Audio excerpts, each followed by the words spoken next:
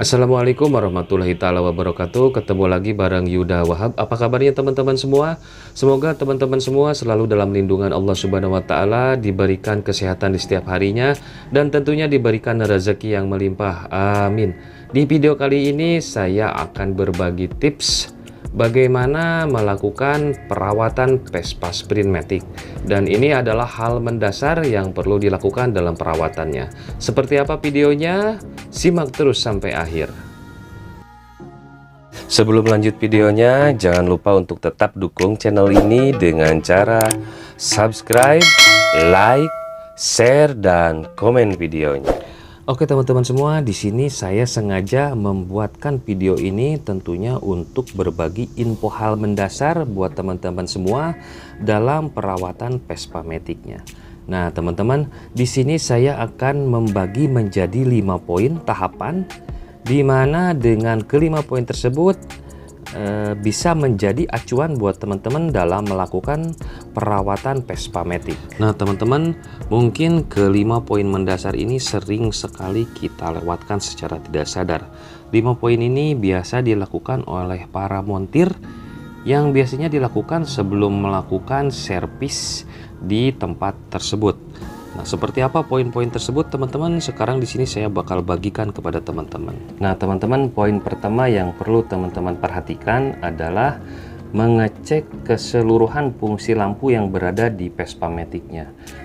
Dimulai dari pengecekan lampu pendek, lampu panjang, lampu senja, lampu sen kiri dan kanan, bagian depan dan bagian belakang, dan terakhir untuk mengecek bagian stop lamp teman-teman. Pastikan semua dari penerangan ini berfungsi dengan baik di Vespa Matic-nya.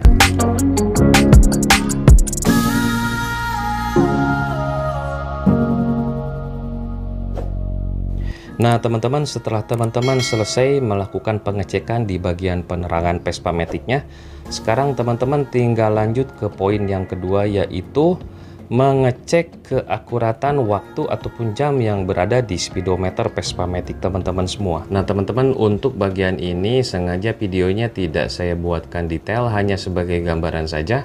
Untuk video detailnya nanti bakalan saya cantumkan di bagian deskripsi ataupun di bagian sudut kanan atas e-kartu teman-teman.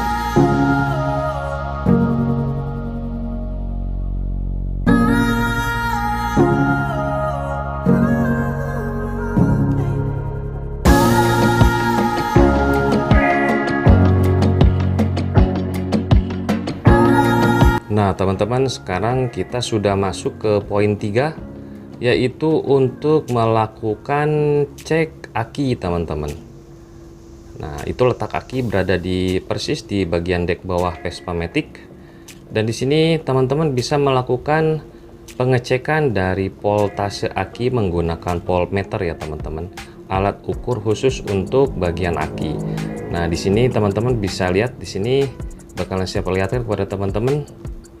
Itu jumlah voltmeter menunjukkan 12,1 volt teman-teman. Nah teman-teman, angka 12,1 volt itu merupakan angka indikasi bahwa aki dalam kondisi baik. Ini posisi motor sedang off teman-teman, hanya diposisikan si kunci kontak ke posisi on. Jadi posisi mesin ini tidak menyala, dan aki menunjukkan voltmeternya 12,1. Dan mungkin nanti bakal saya perlihatkan di sini voltase dari aki motor dapat naik dengan melihat indikasi dari voltmeter ini teman-teman, apabila mesin motor ini dinyalakan teman-teman. Nah teman-teman, di sini saya sudah buatkan video sebelumnya mengenai bagaimana caranya membaca voltmeter yang terpasang di Vespa Sprint Matic ya, seperti yang ada di video ini. Dan nanti mungkin videonya bakal saya cantumkan di bagian deskripsi juga ataupun di bagian sudut kanan e-kartu. Nah teman-teman, dengan kita memasang voltmeter di Vespa Matic bakalan memudahkan kita dalam pengecekan aki teman-teman.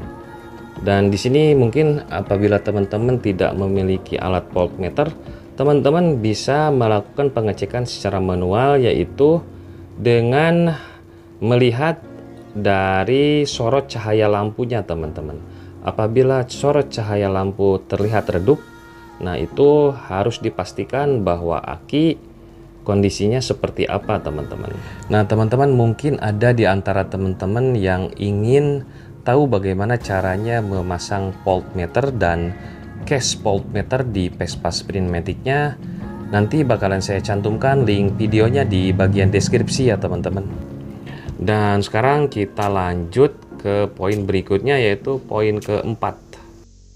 Nah teman-teman, sekarang kita masuk ke poin keempat. Di poin keempat ini teman-teman harus mengecek bagian dari oli mesin. Periksa takaran oli yang berada di ruang mesin apakah berkurang, yaitu dengan menggunakan tutup stick dari penutup oli yang menjadi tutup oli tersebut teman-teman. Seperti ini teman-teman, saya peragakan sedikit ya. Buka tutup oli teman-teman seperti terlihat di video, lalu gunakan lap yang kering bersih dan lap semua oli yang tadi menempel di bagian dipsticknya.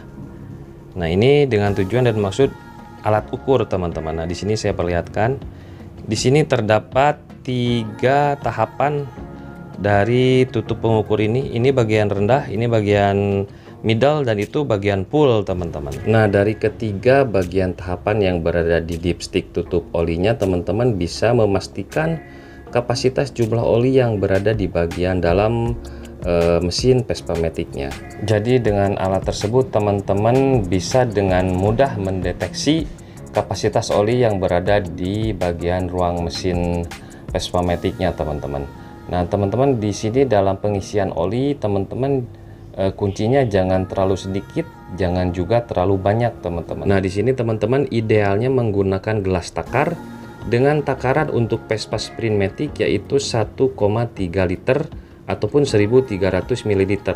Jadi biar takarannya tidak berlebih ataupun tidak kekurangan teman-teman. Dan sekarang kita lanjut ke poin berikutnya ataupun poin terakhir, yaitu poin 5 teman-teman. Di poin kelima ini teman-teman juga harus mengecek tekanan angin untuk ban depan dan bagian belakang Vespa Matic-nya. Nah di sini kemarin saya melakukan pengisian angin menggunakan nitrogen teman-teman. Terserah bebas mau menggunakan nitrogen ataupun angin biasa, tetapi yang penting teman-teman harus memperhatikan tekanan dari angin di setiap masing-masing ban ya teman-teman.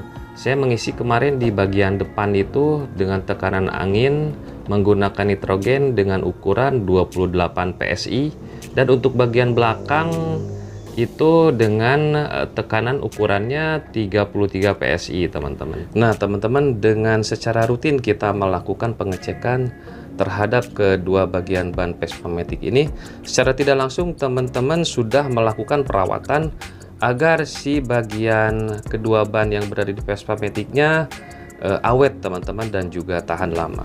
Oke teman-teman, kelima poin mendasar yang perlu diperhatikan di dalam perawatan Vespa Matic-nya sudah saya bagikan kepada teman-teman, dan di sini sebelumnya saya ingin meminta maaf kepada teman-teman semua.